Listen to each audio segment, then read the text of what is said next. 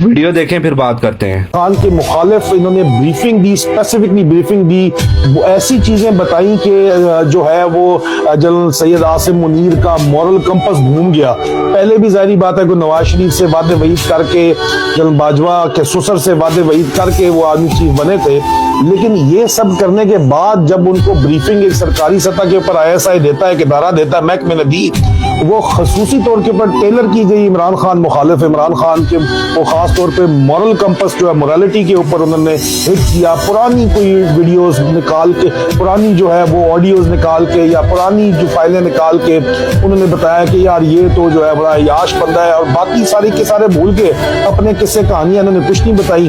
बाकी लीडर्स के बारे में यहाँ पे जो प्राइवेट जेट्स के अंदर जो है वो यूरोपियन कंट्री से, ईस्टर्न यूरोप कंट्री से जो मॉडल्स कराची के अंदर उतरती हैं उनके बारे में कोई नहीं बताया।